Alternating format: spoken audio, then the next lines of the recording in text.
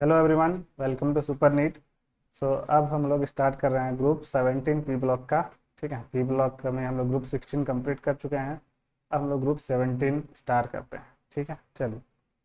तो ग्रुप 17 में है ना, इसको हम लोग ग्रुप 17 को हैलोजन फैमिली भी बोलते हैं। ठीक है, और इसका जो लास्ट में जनरल इलेक्ट्रॉनिक कंफर्मेशन क्या आएगा, NH2NP5। NH2NP5, ठीक है। और ये जनरली नॉन मेटल्स होते हैं ना, तो फ्लोरीन, क्लोरीन, ब्रोमीन, आयोडीन, ये सब क्या है, नॉन मेटल्स है। ठीक है। और ATTS है ना, एस्टेटिन और टेनेशिन, ये सब रेडियो एक्टिव एलिमेंट्स है। ये सब जो है रेडियो एक्टिव एलिमेंट्स है। बट हम लोग जनरली हेलोजेंस बोलेंगे तो चार ही समझना है, फ्लोरीन, क्लोरीन, ब्रोमीन, आयोडीन, क्योंकि ये दोनों ही, बाकी सब रेडियो एक्टिव एलिमेंट्स है। ठीक है। So these are called halogens as their salts are usually found in sea water. इसका जो सॉल्ट्स है वो जनरली सी वाटर में, समुद्र में जो है मिलता है। हम लोग जानते हैं समुद्र का पानी जो है वो नमकीन होता है, सॉल्टेड होता है। ठीक है। तो समुद्र का पानी में ये सब अवेलेबल होता है, लाइक NaCl, KCl इस फॉर्म में। ठीक है, तो इसलिए इसको बोला जाता है हेलोजेंस। ओके, तो अब हम लोग कुछ कुछ जनरल प्रॉपर्टीज़ का बात कर लेते हैं, फ्लोरीन, क्लोरीन, ब्रोमीन, आयोडीन का। ठीक है। तो सबसे पहले फिजिकल स्टेट, फ्लोरीन जो है वो गैस फॉर्म में होता है, क्लोरीन गैस फॉर्म में होता है, ब्रोमीन जो है लिक्विड फॉर्म में होता है, और आयोडीन जो है वो सॉलिड फॉर्म में होता है। मतलब फिजिकल स्टेट नेचर में या रूम टेम्परेचर पे देखा जाए तो फ्लोरीन और क्लोरीन जो है वो गैस फॉर्म में होगा, बट ब्रोमीन जो है लिक्विड फॉर्म में, और आयोडीन जो है वो सॉलिड फॉर्म में होता है। ठीक है, कलर याद रखना है ना। ये जो है फ्लोरीन येलो कलर का होता है, पेल येलो ना। ठीक है, ये ग्रीनिश येलो होता है, क्लोरीन होता है ग्रीनिश येलो, ग्रीनिश येलो। उसके बाद है ना, ये जो है रेडिश ब्राउन होता है, B for brown, B for bromine. ठीक है, याद रखना, रेडिश ब्राउन। ठीक है, और सॉलिड फॉर्म में, वायलेट फॉर्म में होता है ये। आयोडीन जो है वायलेट फॉर्म में होता है। ओके, तो ये कलर हम लोग याद रखेंगे। फ्लोरीन है ना, जैसे जैसे आप डाउन जा रहे हैं डार्कनेस बढ़ रहा है, डार्कनेस क्या हो रहा है, बढ़ रहा है। फ्लोरीन का पेल येलो, हल्का येलो है, उसके बाद ग्रीनिश येलो। ठीक है, फिर जो है ब्राउन, फिर वायलेट, ऐसा होता है।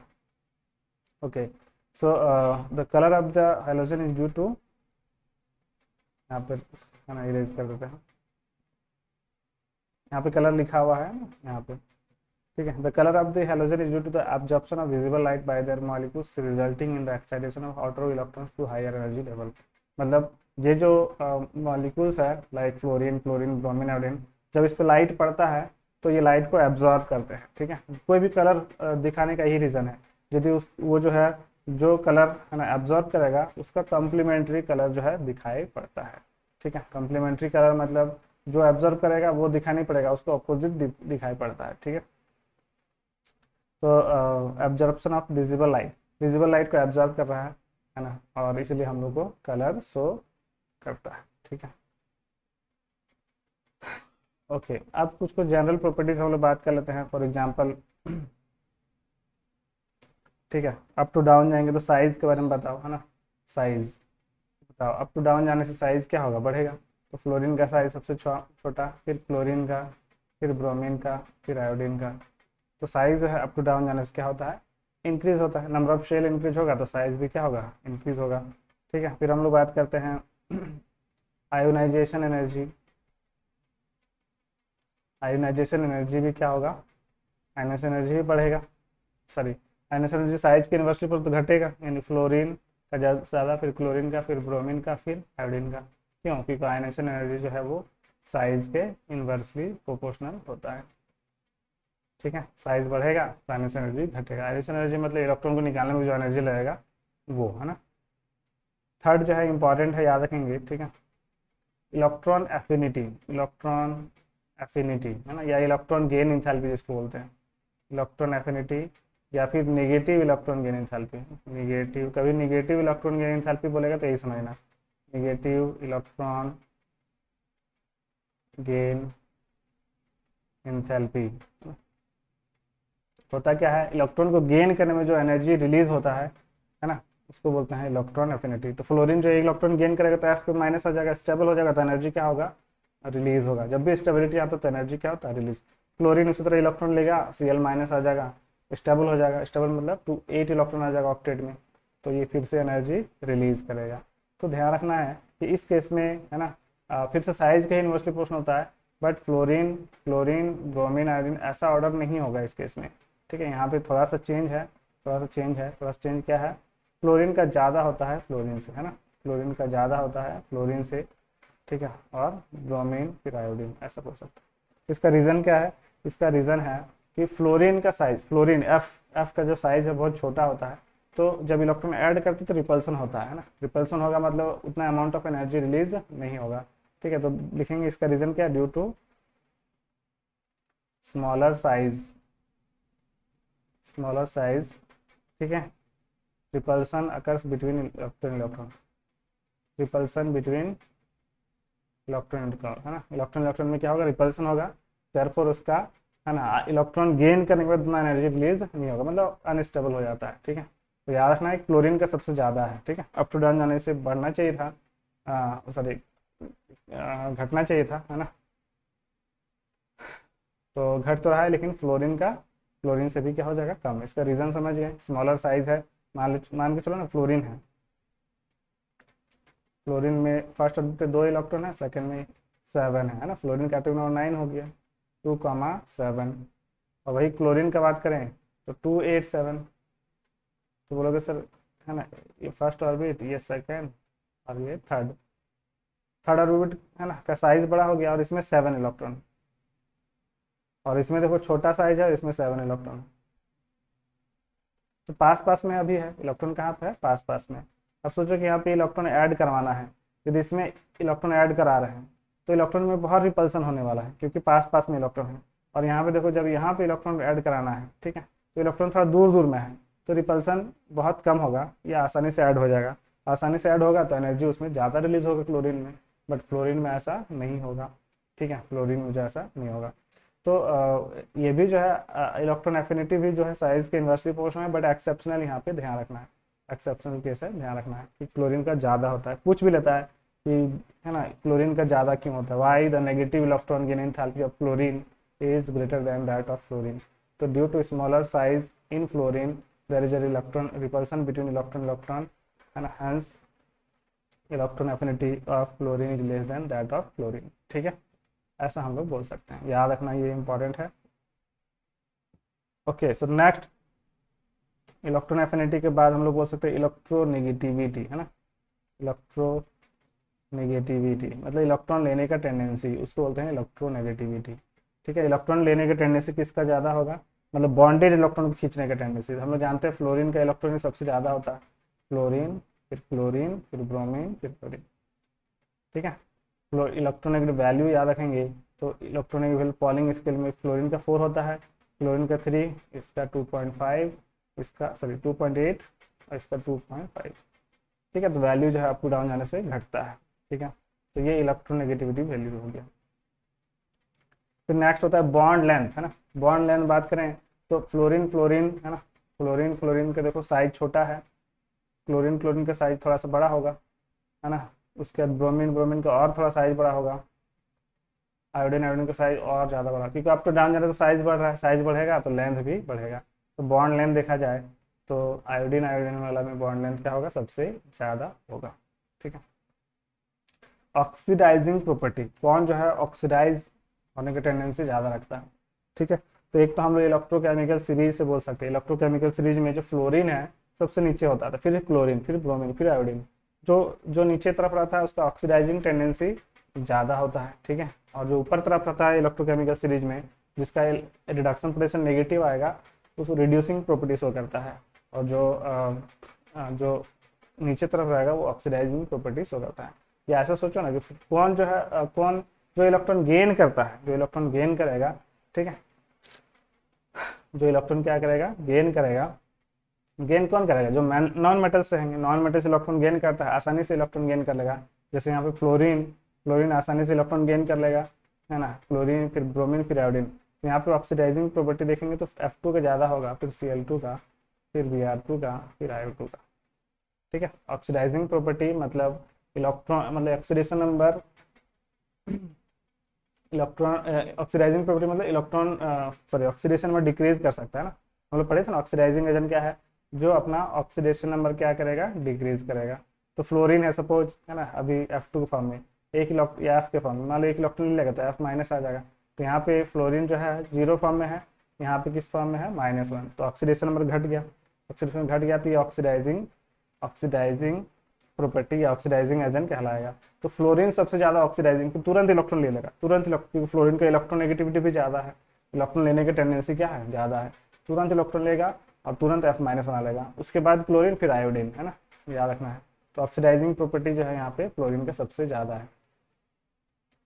ठीक है, नेक्स्ट है बॉन्ड डिसोसिएशन एनर्जी और बॉन्ड स्ट्रेंथ। ठीक है, ये इंपॉर्टेंट है, वेरी वेरी इंपॉर्टेंट, ठीक है, याद रखेंगे, है ना। तो देखो बॉन्ड स्ट्रेंथ का बात करें तो फ्लोरीन फ्लोरीन, फिर क्लोरीन क्लोरीन, ऐसे लेंथ देखा जाए बॉन्ड लेंथ के इन्वर्सली प्रोपोर्शनल होता है। जैसे जैसे बॉन्ड लेंथ बढ़ेगा वैसे वैसे क्या होगा, बॉन्ड तोड़ना आसान होगा। तो एनर्जी किस में ज़्यादा होना चाहिए, सबसे ज़्यादा एनर्जी फ्लोरीन फ्लोरीन में होना चाहिए था, है ना, क्यों, क्योंकि बॉन्ड लेंथ कम है। उसके बाद क्लोरीन क्लोरीन में, फिर ब्रोमीन ब्रोमीन, फिर आयोडीन, बट ऐसा होता नहीं है, इसको भी याद रखेंगे। ठीक है, मतलब ऐसा नहीं होता, इसमें ज़्यादा सबसे ज़्यादा नहीं होता। ठीक है, लेंथ बढ़ेगा तो तोड़ना तो आसान है, लेकिन यहाँ पे फिर से फ्लोरीन फ्लोरीन में रिपल्सन बहुत ज़्यादा है ना। फ्लोरीन में 3 लोन पेयर है, इसके पास भी 3 लोन पेयर है। ठीक है, और पास पास में है, साइज भी छोटा है, साइज छोटा और इलेक्ट्रॉन्स भी है, तो उसमें रिपल्सन होने लगता है। इलेक्ट्रॉन रिपल्सन होगा तो फिर इसका बॉन्ड अपने आप टूट जाएगा, या फिर कम एनर्जी देने से भी टूट जाएगा। इसीलिए इसलिए इसका बॉन्ड स्ट्रेंथ क्या है, कम है। ठीक है, तो इसका सबसे ज़्यादा बॉन्ड स्ट्रेंथ अगेन Cl2 का आएगा, है ना, Cl2 का आएगा। उसके बाद आता है Br2 का, एक्सपेरिमेंटल है, याद रखेंगे। फ्लोरीन जो है एकदम Br से पीछे चला जाता है, मतलब जस्ट आयोडीन से थोड़ा ज़्यादा होता है। ठीक है, वेरी वेरी इंपॉर्टेंट, याद रखना, एग्जाम में बहुत बार पूछा है, पूछेगा भी, है ना। Bond strength, bond dissociation energy, Cl2 का सबसे ज़्यादा, फिर Br2 का, फिर फ्लोरीन का थर्ड पोजीशन पर आ जाता है। ठीक है, थर्ड पोजीशन पर आ जाता है, याद रखना। ठीक है, वेरी वेरी इंपॉर्टेंट। ओके, अब आ जाते हैं ऑक्सीडेशन स्टेट पे। ऑक्सीडेशन स्टेट जो है फ्लोरीन को छोड़ के बाकी सब जो है वेरिएबल ऑक्सीडेशन स्टेट शो करेगा। जैसे हम लोग बात करें फ्लोरीन के लिए, फ्लोरीन का एटॉमिक नंबर कितना हो गया, 9। ठीक है, इसका इलेक्ट्रॉनिक केमिस्ट्री करेंगे तो 1s2 2s2 and 2p5। 2d possible नहीं है, 2d इसमें खाली, मतलब 2d होता ही नहीं है। 2d नहीं होगा तो ये अपना ऑक्सीडेशन नंबर बढ़ा नहीं सकता है। लास्ट में कितना, एक ही अनपेड इलेक्ट्रॉन बचेगा। 2p5 में एक अनपेड इलेक्ट्रॉन है तो इसका ऑक्सीडेशन नंबर 1 होगा, और वो भी -1, हमेशा -1 होता है, ऑलवेज। ठीक है, ऑलवेज। क्यों माइनस होगा, क्योंकि इससे ज़्यादा इलेक्ट्रोनेगेटिव एलिमेंट किसी के पास होता ही नहीं है। मान लो किसी के साथ बॉन्ड बनाएगा, ठीक है, तब ये -1 होगा, अदरवाइज 0 होगा। जब हम लोग फ्री स्टेट में लेंगे तो 0 होगा, लेकिन ये सिर्फ और सिर्फ -1 ही ऑक्सीडेशन स्टेट शो कर सकता है ना। +1 नहीं कर सकता है, क्योंकि सब इससे ज़्यादा इलेक्ट्रोनेगेटिव एलिमेंट है ही नहीं। +1 कब करेगा, जब बगल वाला ज़्यादा इलेक्ट्रोनेगेटिव होता तब ना, बट ये खुद ही सबसे ज़्यादा इलेक्ट्रोनेगेटिव है, इसलिए हमेशा क्या शो करेगा, -1 शो करेगा। इसका पूछ सकता है कि why chlorine show only -1 oxidation state, तो बोलेंगे इसके पास वैकेंट डी ऑर्बिटल नहीं होता है, vacant, no vacant D orbital, vacant D orbital नहीं है तो अपना ऑक्सीडेशन स्टेट बढ़ा नहीं सकता है।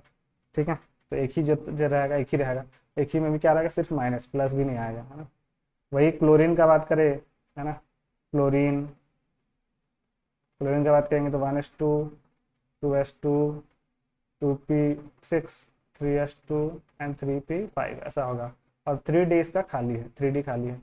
तो एक तो p वाला में, है ना, 6 इलेक्ट्रॉन रख सकते हैं, 1 2 3 4 5, बट एक अनपेड इलेक्ट्रॉन तो यहाँ पे ऑक्सीडेशन स्टेट या तो +1 होगा या -1 होगा, डिपेंड करेगा कि बगल वाला कैसा है।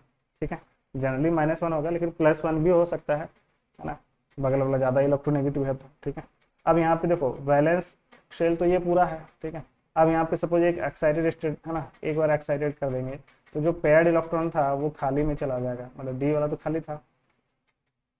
ठीक है, तो यहाँ से एक पेयर्ड इलेक्ट्रॉन अनपेयर्ड बना लेगा, तो यहाँ पे क्या हो जाना है, देखो यहाँ पे हो जाएगा 1 2 3 4, 2 अनपेयर्ड इलेक्ट्रॉन आ गया और इधर एक चल आ गया। ठीक है, तो 3 अनपेयर्ड इलेक्ट्रॉन हो गया, तो यहाँ पे +3 शो करेगा। हायर वाला में हमेशा प्लस ही शो करेगा। ठीक है, मान लो सेकंड एक्साइटेड स्टेट आ गया, ये तो फर्स्ट हो गया, सेकंड में क्या हो गया, एक और इलेक्ट्रॉन यहाँ से जंप करेगा, यहाँ चला जाएगा, तो तीनों पे एक एक अनपेयर्ड इलेक्ट्रॉन आ गया। और इधर भी 2 अनपेड इलेक्ट्रॉन, तो टोटल +5 हो गया है ना।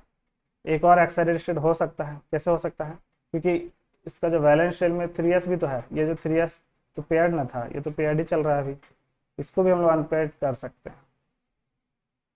ठीक है, तो एक और इलेक्ट्रॉन यहाँ जंप होगा, इस तरीके से यहाँ चला जाएगा।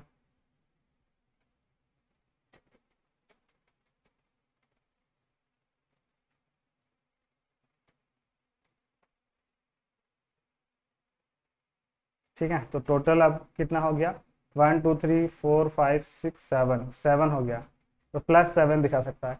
यानी क्लोरीन के साथ साथ क्लोरीन, ब्रोमीन और आयोडीन है ना, क्या क्या दिखा सकता है, +3 +5 +7, और -1 +1 तो दिखाएगा ही।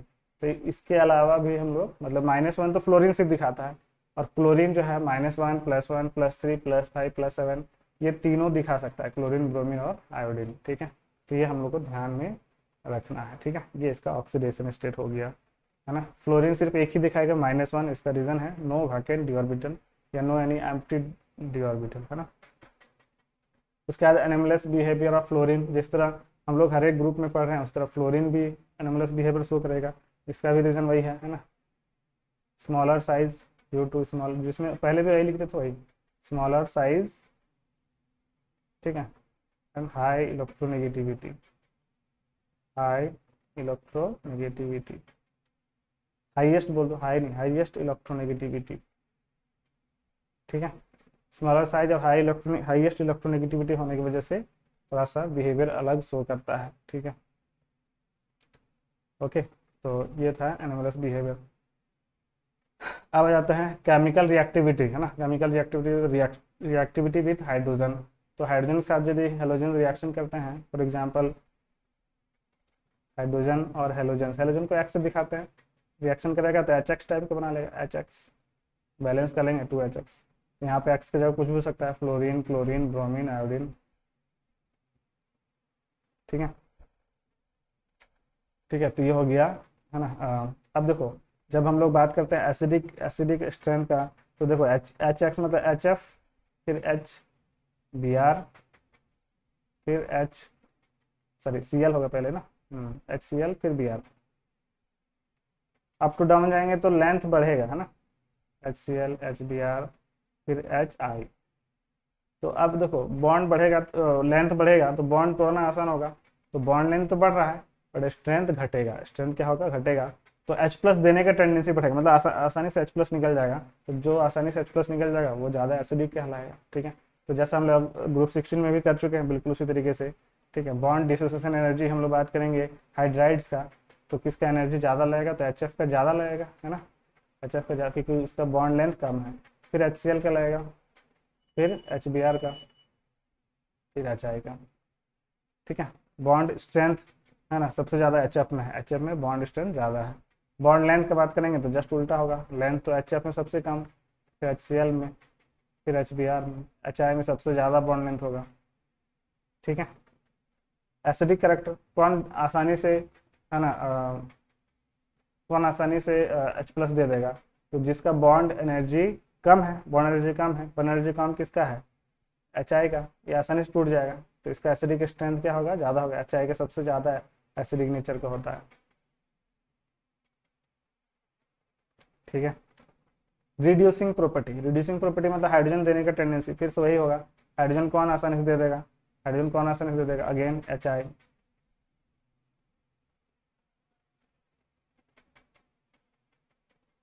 ठीक है, उसी तरीके से है ना, थर्मल स्टेबिलिटी कौन ज़्यादा स्टेबल है, अगेन HF ज़्यादा स्टेबल है, बॉन्ड स्ट्रेंथ ज़्यादा है तो स्टेबिलिटी ज़्यादा। ठीक है, तो ये सब ध्यान रखेंगे, क्वेश्चन इससे कुछ भी पूछ सकता है।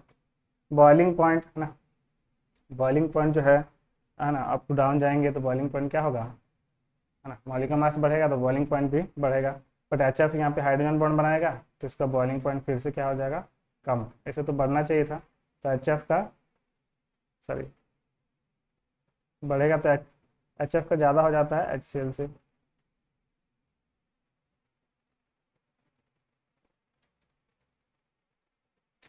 ठीक है, और फाइनली मेल्टिंग पॉइंट भी सेम ऑर्डर होगा,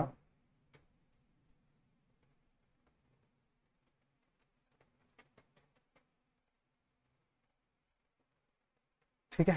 उसके बाद रिएक्टिविटी विथ ऑक्सीजन, हेलोजन जब रिएक्शन करेगा ऑक्सीजन से, फॉर एग्जांपल यहाँ पे H2 हेलोजन हो गया और O2 यहाँ पे ऑक्सीजन हो गया, तो यहाँ पे अलग अलग टाइप का XO है ना टाइप का ऑक्साइड्स बनाएगा, तो यहाँ पे अलग अलग वैलेंसीज हो सकता है ना। तो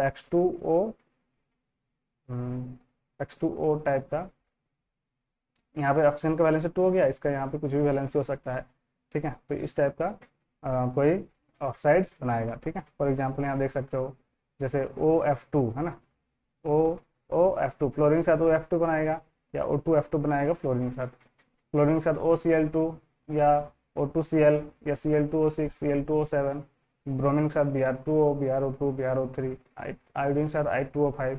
तो इस तरह का जो है कंपाउंड्स बना सकता है, ठीक है। और हम लोग जानते हैं कि लेफ्ट टू राइट जाएंगे तो ऑक्साइड का एसिडिक स्ट्रेंथ बढ़ेगा। एसिडिक स्ट्रेंथ क्या होता है?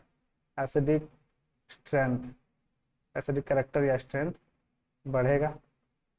और अप टू डाउन जाएंगे है ना, अप टू डाउन हम लोग है ना नहीं जा रहे हैं यहाँ पे, बल्कि यहाँ पे लेफ्ट टू राइट जा रहे हैं। Chlorine chlorine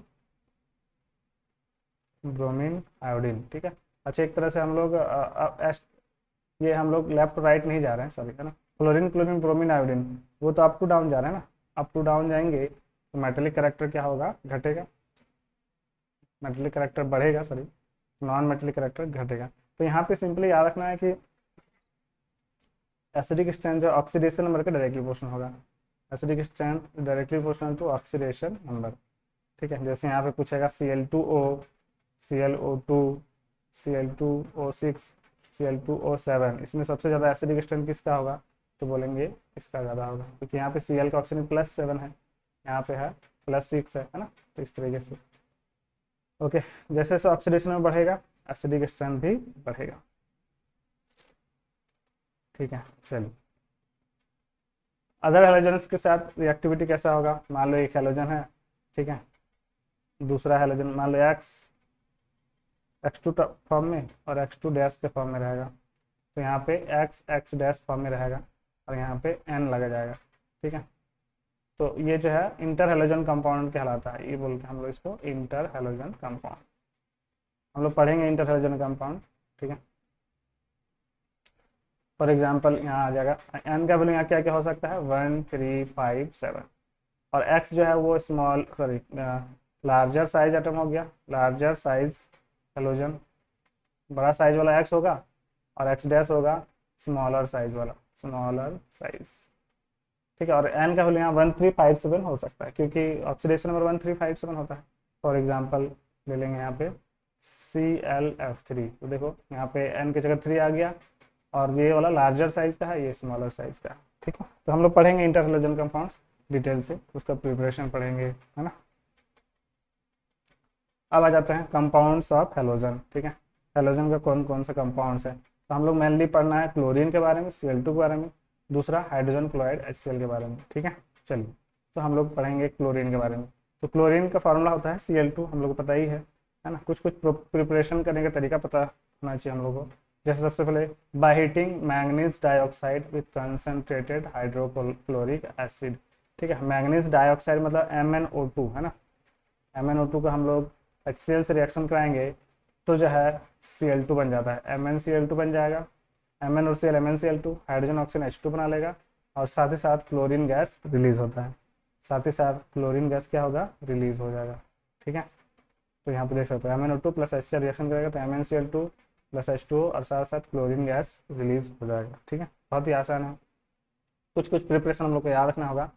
a mixture of common salt and concentrated H2SO4 use in place of HCl, चाहे तो हम लोग HCl हटा के कॉमन सॉल्ट NaCl और कंसनट्रेटेड H2SO4 भी यूज कर सकते हैं, कंसनट्रेटेड H2SO4 और NaCl भी यूज कर सकते हैं। जैसे कि यहाँ पे NaCl और कंसनट्रेटेड H2SO4 की यूज किया HCl के जगह में, और MnO2 जो करते रहा, तो फिर से MnCl2 H2O और NaHSO4 बना लेगा और Cl2 गैस रिलीज हो जाएगा, ठीक है। फिर से पोटेशियम परमैंगनेट रहेगा, उसको भी HCl से करा देंगे। जैसे यहाँ MnO2 कराएं, यहाँ पोटेशियम परमैंगनेट मतलब KMnO4 को करा सकते हैं, KMnO4 के HCl से कराएंगे तो K और Cl KCl बनाएगा, Mn और Cl MnCl2 बना लेगा, 8H2 बाहर और Cl2 बाहर हो जाएगा, ठीक है। तो ये सब इंपॉर्टेंट रिएक्शंस है ना, डायरेक्ट एग्जाम में पूछ सकता है।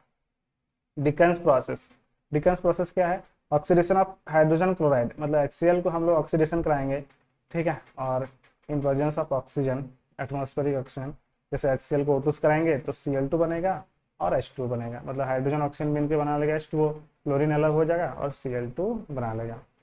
यहाँ पे प्रेजेंस में लेना है CuCl2 को, है ना, ये कैटलिस्ट की तरह काम करेगा CuCl, ठीक है। और फाइनली इलेक्ट्रोलाइटिक प्रोसेस, है ना, chlorine is obtained by the electrolysis of brine solution. हम लोग जानते हैं NaCl का इलेक्ट्रोलिसिस करेंगे तो Na+ और Cl- बनेगा, और Na+ जो है Na बना लेगा और Cl- Cl2 बना लेगा। ये हो गया माइनस है तो, है ना, एनोड पे, और Na+ कैथोड पे बनेगा, ठीक है। तो क्लोरीन कहाँ बन रहा है? एनोड पे क्लोरीन बन रहा है। इलेक्ट्रोलाइटिक प्रोसेस से हम लोग बना सकते हैं, ठीक है। तो ये हो गया इसका प्रिपरेशन।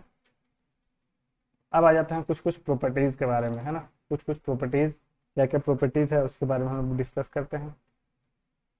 सबसे पहला फिजिकल प्रॉपर्टीज़, फिजिकल प्रॉपर्टीज़, है ना, मतलब क्लोरीन का क्या क्या, क्लोरीन येलोइश ग्रीन हम लोग देखे थे, है ना, कलर याद करो एक बार। सबसे पहले फ्लोरीन, फ्लोरीन F2 जो है, F2 था पेल येलो, है ना, pale yellow. Chlorine green yellow या येलोइश ग्रीन, ठीक है। उसके बाद ब्रोमीन, ब्रोमीन किस कलर का था? B for brown, B for bromine बताया था, ब्राउन रेड या रेड ब्राउन कलर का। उसके बाद आयोडीन, आयोडीन सॉलिड फॉर्म में होता है, वायलेट कलर का होता है, वायलेट कलर का। तो कलर याद रखना, कभी कभी कलर भी पूछ लेता है एग्जाम में, ठीक है। ओके, क्लोरीन जो है येलोइश कलर का होता है। पंजेंट सफोकेटिंग स्मेल होता है, मतलब थोड़ा सा तीखा स्मेल होता है, सफोकेटिंग टाइप का, ठीक है। पॉइजनस इन नेचर, और नेचर में पॉइजनस भी होता है, ठीक है। Produces headache if inhale in small quantity and excess proves fatal, मतलब ज़्यादा ले लोगे, इनहेल कर ले लोगे तो जो है ये घातक भी हो सकता है ना। उसके बाद केमिकल प्रॉपर्टीज, है ना, केमिकल प्रॉपर्टीज मतलब ये किससे किसके साथ केमिकल रिएक्शन करता है, ठीक है। पहला हो गया chlorine reacts with number of metals and non metals to form chlorides, ठीक है। बहुत ही आसान, क्लोरीन तो बहुत सारा रिएक्शन कर सकता है, बहुत ज़्यादा रिएक्शन हर जगह यूज होता है रिएक्शन में। तो बहुत सारा मेटल्स, नॉन मेटल, जैसे हाइड्रोजन के साथ करेगा तो H2+Cl2 HCl बना लेगा। सोडियम का, सोडियम के साथ रिएक्शन क्या होगा तो Na+Cl2 NaCl बना लेगा। तो बहुत सारा रिएक्शन इसमें पॉसिबल है। जैसे एल्यूमिनियम क्लोरीन के साथ रिएक्शन करके AlCl3 बना लेगा, सोडियम जो है वो NaCl बना लेगा, आयरन FeCl3 बना लेगा, फास्फोरस जो है PCl3 बना लेगा, सल्फर यहाँ याद रखना H2Cl2 बना लेता है, ठीक है। तो ये सब आसान है चीज़ें। It has great affinity for hydrogen, it reacts with compounds containing hydrogen to form HCl, ठीक है। हाइड्रोजन से तुरंत रिएक्शन कर लेता है, ठीक है, वही चीज़ लिखा हुआ है। H2+Cl2 HCl बना लेगा, H2S और Cl2 मिलकर HCl और सल्फर बना लेता है। कार्बन, है ना, C10H16 और Cl2 है तो भी HCl बना लेता है, कार्बन को अलग कर लेता है। मतलब हाइड्रोजन जहाँ मिल जाएगा उसको हमेशा निकाल के HCl बना लेगा, ठीक है। उसके बाद रिएक्शन विथ अमोनिया, अमोनिया के साथ रिएक्शन हम लोग पहले भी, है ना, ग्रुप 15 में पढ़े थे, फिर से एक बार पढ़ लेते हैं, है ना। तो अमोनिया के साथ हम लोग एक बार Cl2 के रिएक्शन कराएंगे। इसमें दो केस आता है जब हम लोग बोल सकते हैं क्या, एक्सेस में क्या रहेगा, अमोनिया रहेगा, दो केस रहा। फिर एक दूसरा Cl2 जब एक्सेस में रहेगा, Cl2 एक्सेस में रहेगा, ठीक है। तो जब अमोनिया और Cl2, है ना, जब अमोनिया एक्सेस में है तो नाइट्रोजन वाला पार्ट ज़्यादा बनता है, मतलब N और Cl3, NCl3 बना लेगा, ठीक है, सॉरी, इसमें NH4 वाला पार्ट बनेगा, NH4Cl बनता है, NH3 और Cl2 बनेगा NH4Cl, ठीक है। और N2 गैस बाहर निकल जाता है, N2 गैस बाहर निकल जाता है। लेकिन जब एक्सेस में क्लोरीन रहेगा तो एक बार NCl के साथ करके NCl3 बना लेगा, और एक बार हाइड्रोजन क्लोरीन के साथ रिएक्शन करके HCl बना लेगा, ठीक है। मतलब यहाँ एक्सेस में Cl है तो क्लोरीन दो बार आएगा, एक्सेस में अमोनिया तो नाइट्रोजन दो बार आता है, ठीक है। एक बार NH4Cl बनाएगा, एक बार N2 बना लेगा, ठीक है। तो ये इंपॉर्टेंट रिएक्शन है, याद रखेंगे। अल्कली बेस के साथ रिएक्शन, ठीक है, तो इसमें ये भी इंपॉर्टेंट है, वेरी वेरी इंपॉर्टेंट, याद रखेंगे, ठीक है। कैसे बना रहे देखना। तो इसमें दो पॉसिबिलिटी देखो, है ना, जब हम लोग क्लोरीन को बेस के साथ, अल्कली के साथ रिएक्शन, अल्कली मतलब लाइक NaOH के साथ रिएक्शन कर रहे हैं, ठीक है, NaOH के साथ,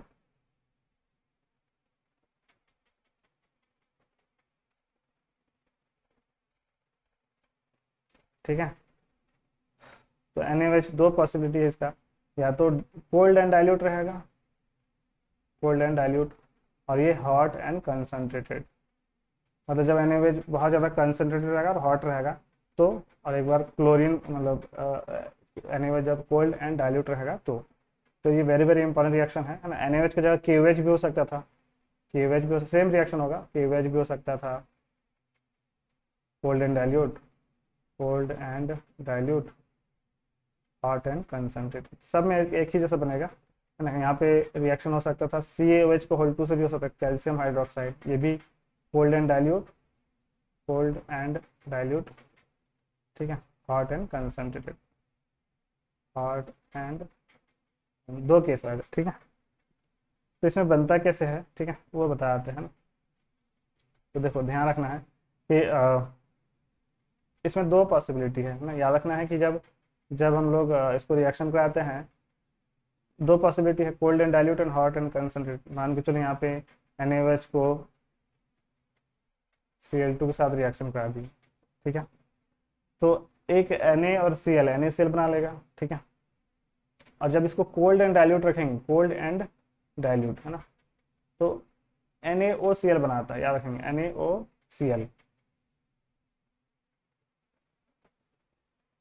NaOCl हाइपोक्लोराइड है ना, OCl बोलते हैं हम लोग हाइपोक्लोराइड, ठीक है।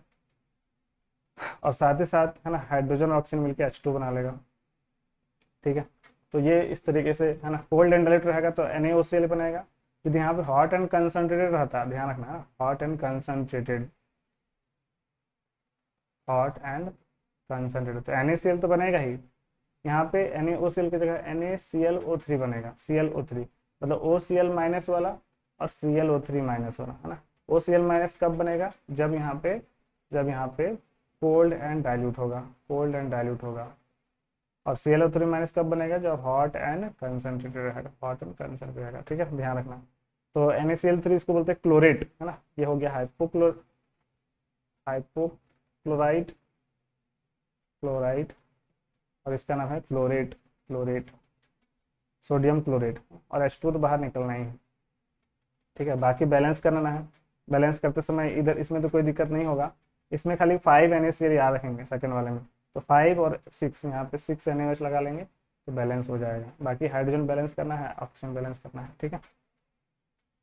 तो आई होप यहाँ तक समझ गए होंगे।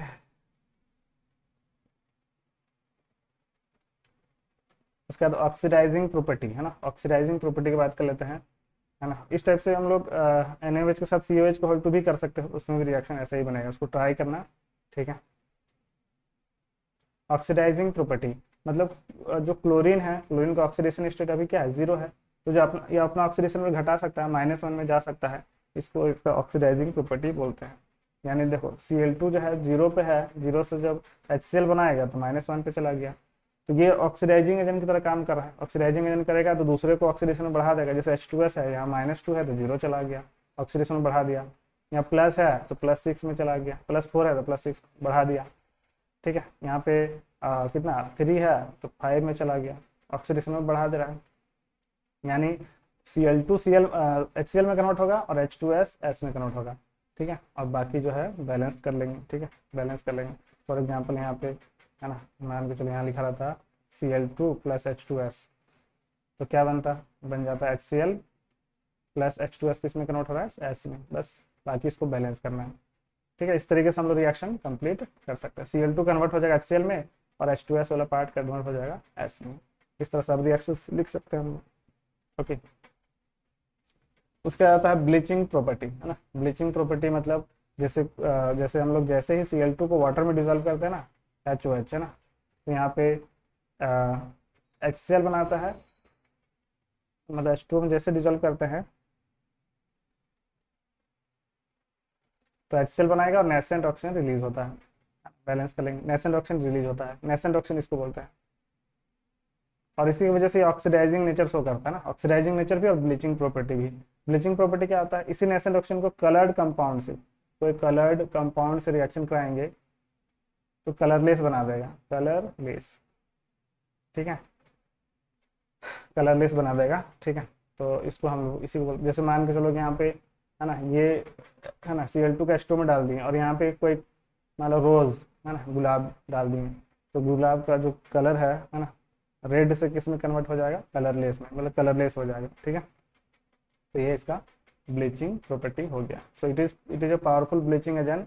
Bleaching action is due to oxidation, oxidation की वजह से ब्लीचिंग एक्शन होता है।